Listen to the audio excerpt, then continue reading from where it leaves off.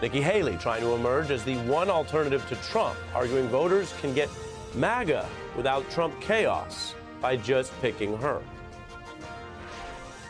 I agree with a lot of his policies.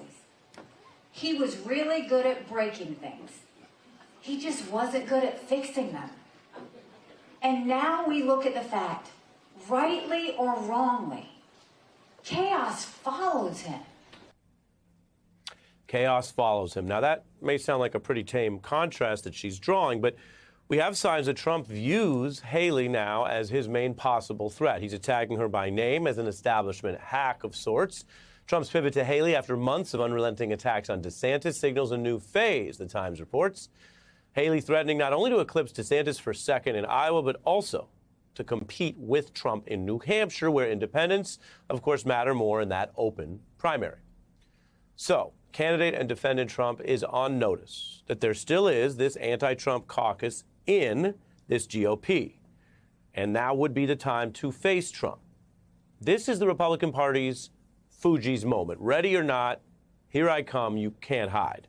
Now, Trump might take a spin on Lauren's line when addressing Republican voters, as she says, going to find you and make you want me. But Liz Cheney, and a not insignificant part of this Republican Party, is still trying to use this Iowa caucus a week from tonight and the coming primaries to stop Trump. And thinking a little bit more like Wyclef in the same song, those who fake, they break. Jail bars ain't golden gates when they meet their 400-pound mate. So yes, America, it is ready or not tonight. The party can stop Trump in Iowa or New Hampshire if it wants to. This would be the time. And that's the candidate-level debate. I've basically given you the cliff notes. Haley on the rise, Trump even acknowledging her.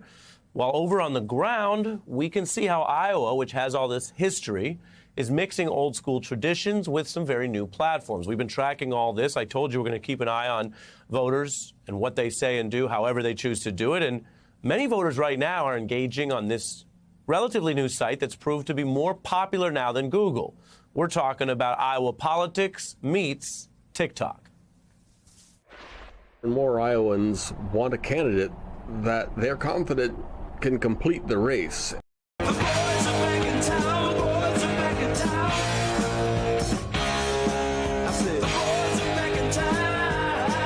Presidential candidates have gone too far in Iowa. This might upset some Democrats, but Nikki Haley has the strongest polling numbers of anybody else against Joe Biden. We've got volunteers for political candidates knocking on my front door. And I don't mean a knock as in, hi, we just want you to know we dropped off some literature. I'm talking about a knock as in, hi, we would like to have some political discourse with you. We all know that caucus is coming up 8 days away. People know what's coming. Now, by the way, China may own that platform, but it still does open a window for right now into grassroots American politics. And while Iowans are engaging in this as an open debate, I got to tell you, as we gear up a week out tonight, many of these usual Beltway voices are already trying to name winners before the voters, before any of you have weighed in at all. And I always try to keep it real with you around here. This is an old and broken media tradition, which should end. And by the way, they do it to both parties. They do it every presidential cycle. These poll-obsessed horse race predictions, instead of just reporting on and listening to what's happening out there, including eventually the votes. We'll get the votes in Iowa, for example, in a week. We can report what they say then. Now, this year, because these same polls are actually showing Trump with a big lead in some of these states, what we have is that polling Beltway industrial complex, which is so often wrong, painfully, embarrassingly wrong, and some of these right-wing MAGA Trump allies echoing what the Beltway media is doing anyway, which is always playing up horse race poll predictions before anyone votes. So you have that media problem echoed by the Trump folks, everyone trying to declare winners before anyone's voted. It's really hard to imagine in the next week how Trump is going to do anything except sweep Iowa. The polling has never historically had any candidate so far ahead that has lost, and that's in Iowa specifically. Trump is in dominant position in Iowa. I think that the news out of Iowa is not going to be a close race. It's going to be Trump doing a whole lot better in consolidating the party. And then cue the same cycle, that kind of talk, which is just pundits, many of whom aren't even in Iowa, feeding its own narrative, and then the political press will report on the very narrative it fueled. So now some of these political national reporters are suggesting Trump is just magically, because of the polls, the favorite. The AP says Trump's raised expectations heading into the Iowa caucuses. Now he has to meet them. Again, expectations, polls, predictions. Sometimes what you don't pay attention to, like a diet, is just as important as what you do. What you don't eat can matter just as much as what you do eat, believe me, after the holidays. And so I'm telling you tonight that polling, especially and specifically about the Iowa caucus, is something you shouldn't probably give that much weight to. And now, I just told you all that based on the evidence. Guess who's actually skeptical of polls showing Trump with giant, insurmountable leads? Apparently, Trump himself, who's warning his fans against the polls that show him with unbreakable leads. That's how important it is. We have to do it, you know, and just don't go by the polls. The polls show that we're leading by so much. It's incredible. Nobody's ever seen numbers like this. Don't go by the polls. At least don't think they mean you can stay home. It's a self-interested statement he's making, but it's spoken by someone who actually knows about losing Iowa despite polls. And that's not only a Trump problem, by the way. Iowa has shown this over and over. Go back to 2004, a long time ago, right? 20 years ago. And just a week or so before the caucus, Governor Dean had the polls in Iowa saying he was up by double digits. And here's how it actually shook out. A stunning turn of events in Iowa last night. They are now calling him Comeback Kerry. Senator John Kerry won the caucus with 38%. Iowa, I love you. I love you.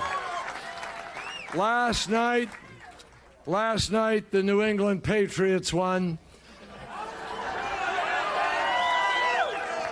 Tonight, this New Englander won, and you've sent me on the way to the Super Bowl. There you go. That Iowa come from behind win at least revived Kerry's campaign. You might say, well, that was a long time ago. All right, here's 2012 on the Republican side. Again, just inside a week out before Iowa, Mitt Romney was leading at about 24. Rick Santorum was down in third at about 15%. And if you're following the pattern here and what makes Iowa an interesting place to start the race, and people have debated back and forth about whether this is the right way to do it, but we're dealing with what's going to happen a week from now. We're dealing with the actual way this works, and it's going to be Iowa again. And guess what happened despite Romney's big lead? It is not too early for the Santorum campaign folks to be declaring a huge and somewhat unexpected victory here. Is he the great contender? Who is Rick Santorum? Is he the guy movement conservatives can finally rally around to defeat Mitt Romney? Game on. Thank you so much, Iowa. So pleasant. Game on, and thank you. Now, that doesn't tell you who's ultimately going to win the nomination or the election, but it reminds you that, again, the narrow point I'm making, that a Beltway crew of reporters and pundits seems to habitually forget or never learn is the pre-Iowa polls don't always tell you much. In fact, they are often wrong because of the nature of the Iowa caucus. As for candidate and defendant Trump, this little bit of skepticism I just showed you for polls that show him in a big lead right now, well, maybe he found that very unusual note for him, not just crowing about some supposed positive, but actually saying, wait, everybody, slow down and be careful. Well, maybe that's because he knows he, Donald Trump, has never won the Iowa caucus. Cue the final polls. The Des Moines Register poll, which is a respected poll, by the way, had him up about 5 going into the 2016 Iowa caucus.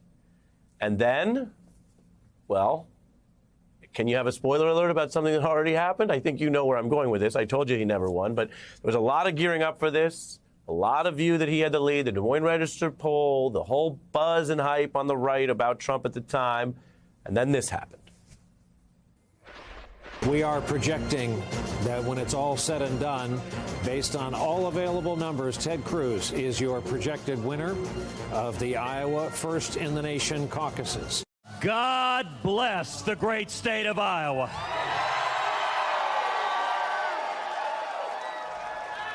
Now, that's how it went down. I want to be very clear with you. It was a tight race, so you could argue the polling was tight going in and flip the other way going out. And no one is saying that all of this history means you should go in the other extreme and make a bunch of predictions about Trump losing the Iowa caucus. There are a lot of reasons why a former president running in this kind of field right now could do well. So I'm not suggesting you go Goldilocks and go to the other extreme. But clearly, the narrative and the advanced polls are not usually very reliable to predict. So Trump was the loser there. And then there's something else we should remember from last time. He immediately made a scandalous accusation against basically Cruz and other Republicans. He said they stole the election. He went right into election denialism. So that's a habit he has. Now, Cruz eclipsed Trump by about 3 percentage points. And this is something to keep in mind a week from now, because unlike giant states and general primaries, the Iowa caucus involves individual people physically showing up. It is much smaller than a typical primary, let alone the general election. So Cruz had about 51,000 people in Iowa come out and caucus for him. And look at the difference of 6,000 there. Trump had 45,000. You can just imagine that the whole thing, after a whole year buildup, leads to a 6,000 person gap, which you can imagine could swing one way or the other based on just a few things that happened in the final week, or an endorsement here or there, a gaffe there, or weather even, which we'll return to. That's a very small number. 130 million Americans voted, for example, in the 2016 general election. Millions in many different states. To have that Iowa and all of its symbolism and all of its energy boil down to, in that case, 6,000, or what next Monday could be 10 or 20,000, isn't a wide margin. And if it is a close one, even with Trump in the lead, it may power one of these Republicans to consolidate the mantle of that anti-Trump caucus that I mentioned in the Republican Party. So turnout is key.